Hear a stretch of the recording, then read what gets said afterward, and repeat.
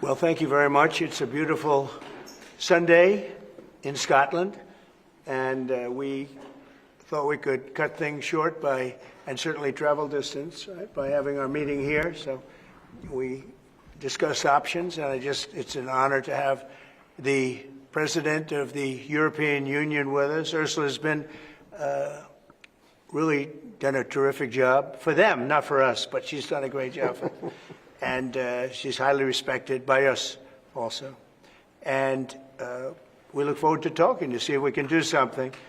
We've had a very good relationship over the years, but it's been a very one-sided transaction, very unfair to the United States. And I think both sides want to see fairness, but it's been a very, very one-sided deal, and it shouldn't be. And so we're here with her very brilliant staff, and hopefully we'll resolve a few issues. But it's a great honor. You know, we just built this ballroom, and we're building a great ballroom at the White House. The White House has wanted a ballroom for 150 years, but they never had a real estate person. You know, no president knew how to build a ballroom. But this just opened, you know, a relatively short time ago, and it's been quite the success. And I think I was just saying I could take this one, drop it right down there, and it would be beautiful. This is exactly what they've wanted. But it's an honor to have you at the new ballroom at Turnberry. And thank you very much. Thank you. Thank you very much, Mr. President. Thank you very much for inviting me here. Indeed, it is today about trade between the European Union and the United States. We're together the two largest economies worldwide. Right. If you look at the trade volume, it's the biggest trade volume globally, with $1.7 trillion among us. And if you look at our markets, it's a huge market, 800 million people if you take the United States and the European Union. So I'm very much looking forward to the discussions we will have now. Our staff have done some of the heavy lifting, but now it's on us. Yeah. And you're known as a tough negotiator and deal maker. But what fair. Is in front and fair. And what is in front of us? That's less important. If we are successful, I think it would be the biggest deal each of us has ever struck. So I'm very much looking forward. Ever struck by anybody? That's true. Yeah. That's true. Right now we have that honor goes to Japan. We just struck a deal with Japan, as you know. And we're very close to a deal with China. We really sort of made a deal with China, but we'll see how that goes. And we have numerous other deals. And mostly I'm just going to charge tariffs. And, you know, there's not a deal per se, but people are going to pay tariffs. And we're doing them at the low end, not the high end, because we don't want to hurt anybody. And pretty well, but you and I both figured this is really the biggest trading partnership in the world, so we should give it a shot, right? Yeah. Very much looking forward to that. Oh, thank you very much. Thank you. I do too. Any questions, please? On Friday, you put the chances of a deal at 50%, maybe less. It seems like you're in quite a good mood. How would you rate those chances now? I'm actually not in a good mood, but I will tell you, I think the chances are, yeah, I think Ursula would say, probably 50-50 of making a deal. I hope, you know, I'd like to make a deal. I think it's good for both, but yeah, I'd say 50-50. And what would you say the main sticking points are at this moment? We have 3 or 4 sticking points. I'd rather not get in. We'll be discussing them. But I think the main sticking point is fairness. Okay. Please. Why you're in a bad mood? Was it a bad morning of golf, or why you're not in a good mood? No, the golf was beautiful. Golf can never be bad, even if you play badly. It's still good. If you had a bad day on the golf course, it's okay. It's better than other days. But no, I think I look forward to this meeting. You know, we've had a hard time with trade with Europe, very hard time, and I'd like to see it resolved. But if it isn't, we'll, you know, have tariffs, and they'll do what they have to do. But we have a good chance of getting it resolved. We'll probably know in about an hour. Shouldn't take that long. You know, it's complicated, but not really complicated when you get right down to it, right? Well, Pharmaceuticals. August 1st deadline? Is there any chance that gets... No. The August 1st is there for everyone. The deals all start on August 1st. Most of the deals, other than steel and aluminum, which we've been getting 50% tariffs from I guess just about everybody, and those have come in, and we've taken in, hundreds of billions of dollars just on steel and aluminum. You've seen the numbers. We had a tremendous amount of money come in over the last month, and it's coming in, very rapidly, which is fair. We have a lot of steel mills and plants, aluminum mills and plants being built. We have a lot of AI being built, and we have a lot of auto plants being built or going to be built because they don't want to pay tariffs. So, if they don't want to pay tariffs, the best way to do it is just build your plant in the United States. Yes, please. Sir, what do you expect from the Europeans in terms of opening their markets to American products? Well, they have to open up to American products. We're open to European products, and we have been for forever. I don't think we have, we just about don't have any, I don't think we have any product that we say you can't sell. I guess you could get a little bit cute with chips, but that's, a little bit different category too. No, Europe is very closed. We don't sell cars into Europe. We don't sell essentially agriculture of any great degree. They want to have their farmers do it, and they want to have their car companies do it. I'm not saying anything that nobody knows. We have a rough situation. If we want to sell cars in Europe, we're not allowed to. And as you know, they sell millions and millions of cars, Mercedes, BMW, so many different, Volkswagen, so many different cars, and so many millions of cars. I would imagine number one, I didn't look at that, but I would imagine number one by far, more so than even Japan. Japan sells a lot of cars too. But the Japan deal worked out very favorable, very good. I hope for them too. And that's what we want to do, make everybody happy. Yes, please. Mr. President, should Israel be doing more to allow food into Gaza? Say it. Should Israel be doing more to allow food into Gaza? What did you say? Should Israel be doing more to allow food into Gaza? Well, we gave $60 million 2 weeks ago, and nobody even acknowledged it for food. And it's terrible. You really at least want to have somebody say thank you. No other country gave anything. We gave $60 million 2 weeks ago for food for Gaza. And nobody acknowledged it. Nobody talks about it. And it makes you feel a little bad when you do that and, you have other countries not giving anything. None of the European countries, by the way, gave. Nobody gave but us. And nobody said, gee, thank you very much. And it would be nice to have at least a thank you. And I took a lot of heat. When I do that, a lot of people aren't happy about that because they say, well, why are we doing it and nobody else? But I think we had a humanitarian reason for doing it.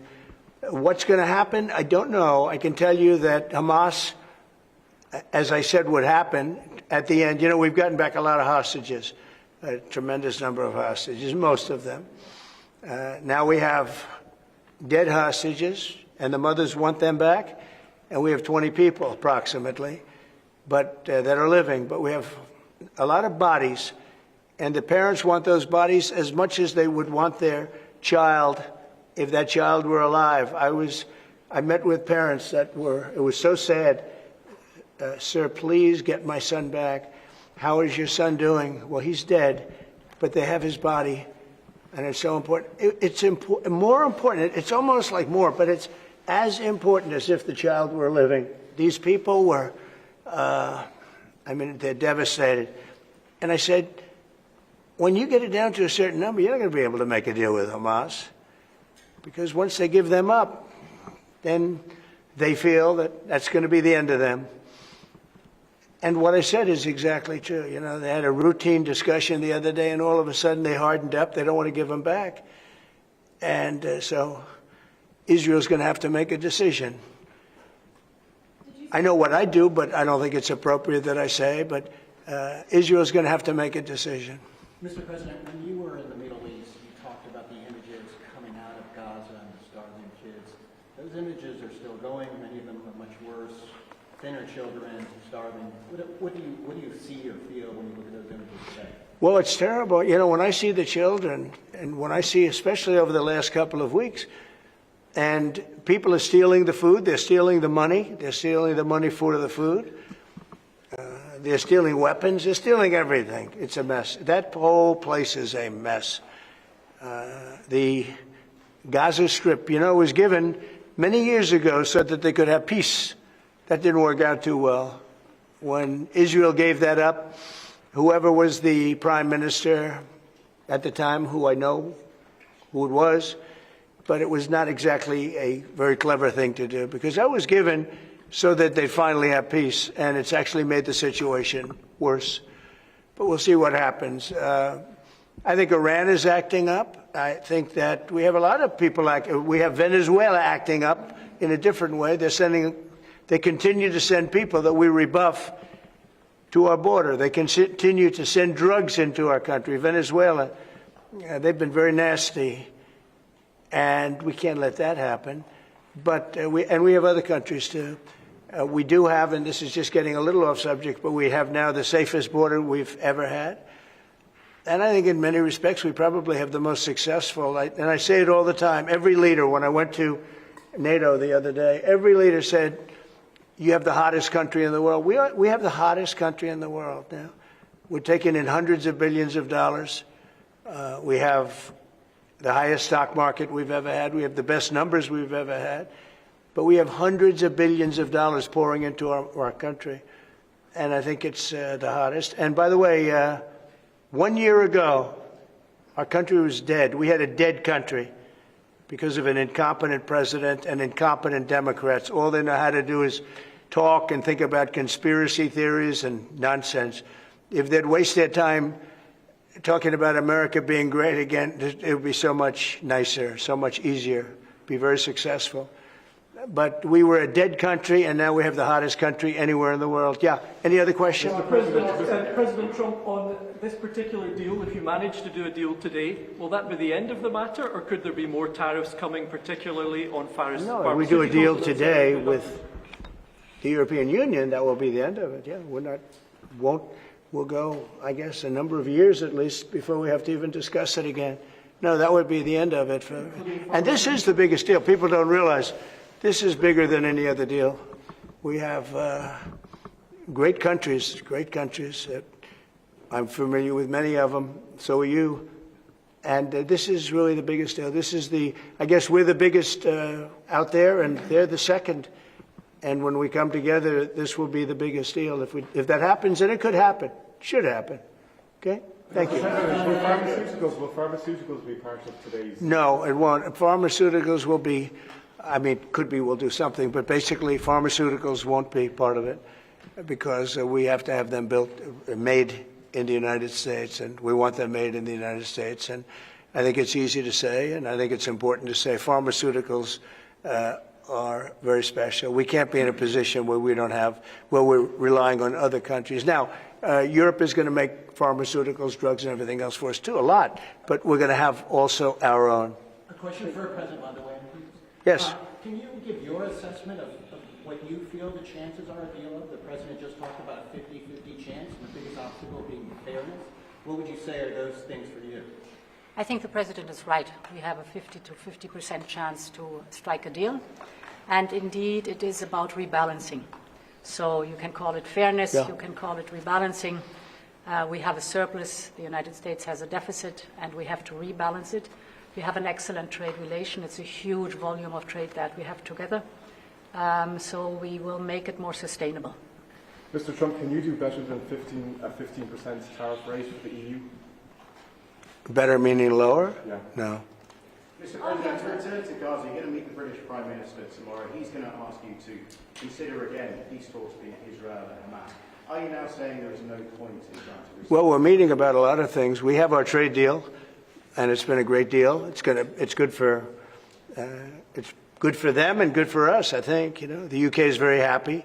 They've been trying for 12 years to get it, and they got it, and it's a great trade deal for both. It works out very well. But we'll be discussing that. I think we're going to be discussing a lot about Israel. They're very much involved in terms of wanting something to happen. He's doing a very good job, by the way.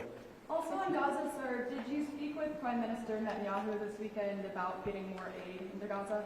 I talked to him, yeah, I did. I talked to him about a lot of things. I talked to him about Iran. I think Iran's been very nasty with their words, with their mouth. I think they've been very nasty. they got the hell knocked out of them, and I don't think they know it. I actually don't think they know it. They really do. The whole thing's a con job. We have a lot of con jobs going on. But Iran was beaten up very badly, for good reason. We cannot have them have a nuclear weapon. But they still talk about enrichment. I mean, who would do that? You just come out of something that's so bad, and they talk about, we want to continue enrichment. Who would say that? How stupid can you be to say that? So we're not going to allow that to happen. We're not allowing that to happen. Did you talk about more aid into Gaza? Will I do more aid? Yeah. The U.S. is going to do more aid for Gaza, but we'd like to have other countries participate. We're going to mention that to the European Union today. That's an international problem. It's not a U.S. problem. It's an international problem. And we're giving a lot of money and a lot of food and a lot of everything. If we weren't there, I think people would have starved, frankly. They would have starved. And it's not like they're eating well. But a lot of that food is getting stolen by Hamas. They're stealing the food. They're stealing a lot of things. You ship it in and they steal it. Then they sell it. On Friday you said that Europe is being crushed by mass migration, and I wonder whether your friends on this side of the room agree with you on that. Well, I'd let you respond to that if you'd like. So we have been working intensively on the topic of irregular migration. And we have, from the very beginning, said that migration is a European challenge that needs a European answer. As Europeans, we will fulfill our international obligations, as we've done in the past, also in the future. But we, as Europeans, are the ones who decide who comes to the European Union and under what circumstances, and not the smugglers and traffickers. That's the principle in which we are working. Jean Big.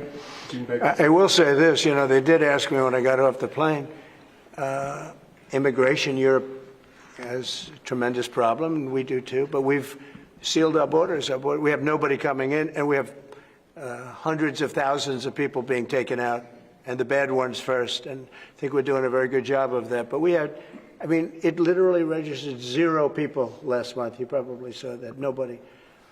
And Europe has a very similar problem. I think they're going to end up in the same place. You might as well go there quicker. And the other thing I say to Europe, we will not allow a windmill to be built in the United States. They're killing us. They're killing the beauty of our scenery, our valleys, our beautiful plains.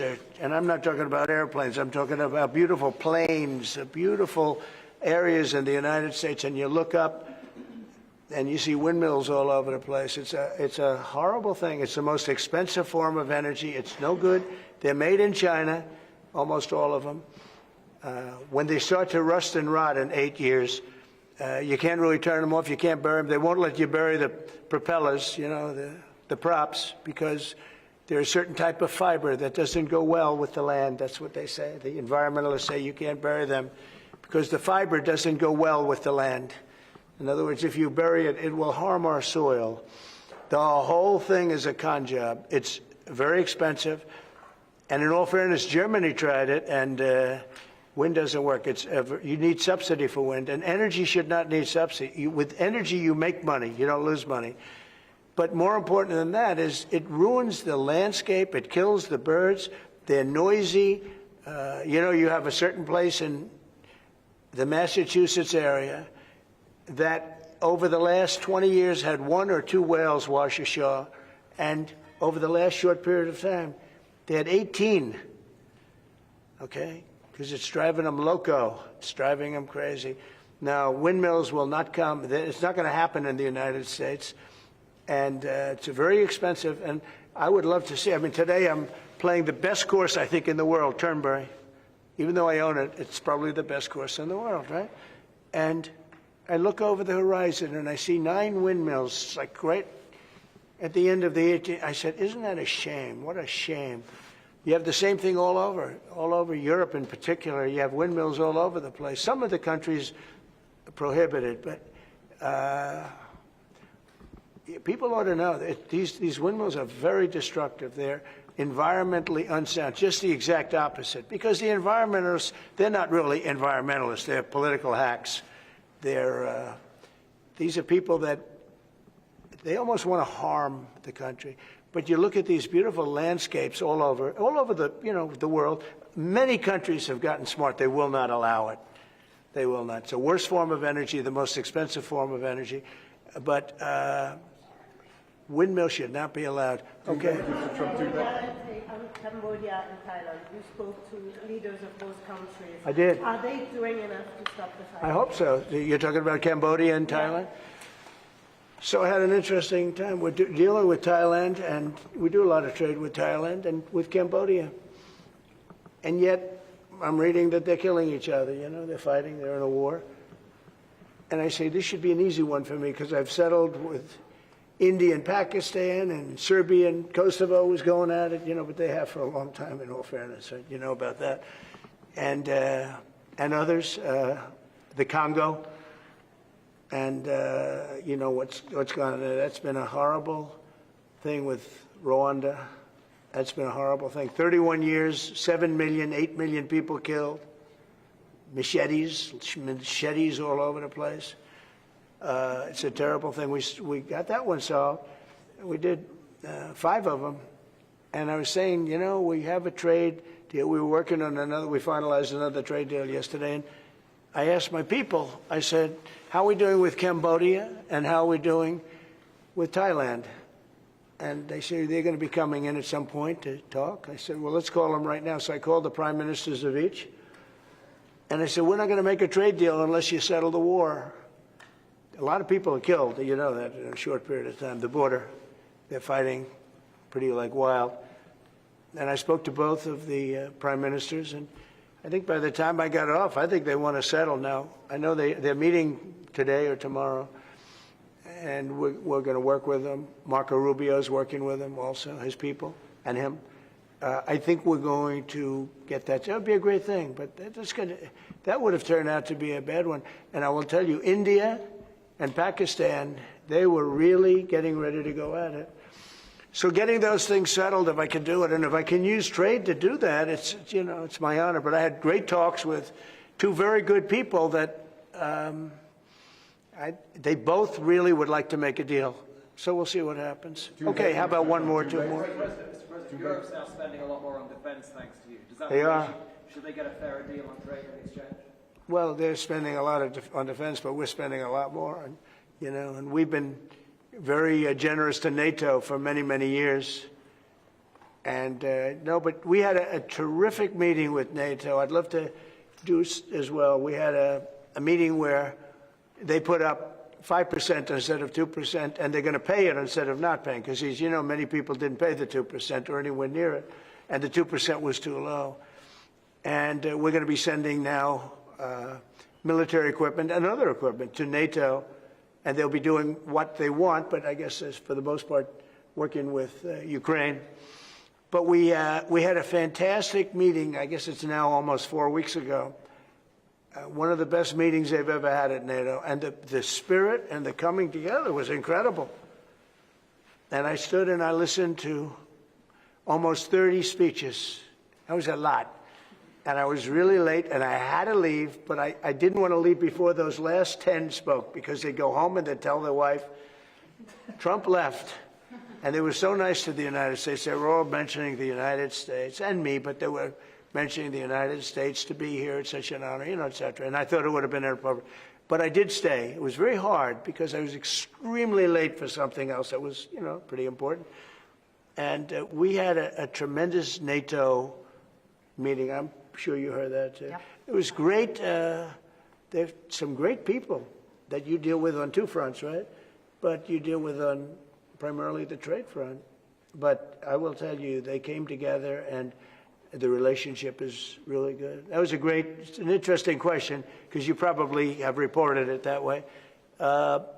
It really, we came together, and they went from 2% to 5%, which nobody would have thought that was even, who would even think that? Because they didn't want to be at 2%. All of a sudden, they're 5%. And that's the right number. And so It was a great honor. I got to know the heads of those countries really very well at that meeting almost a month ago. Okay? Thank you very much, everybody. We'll let you know what's happening.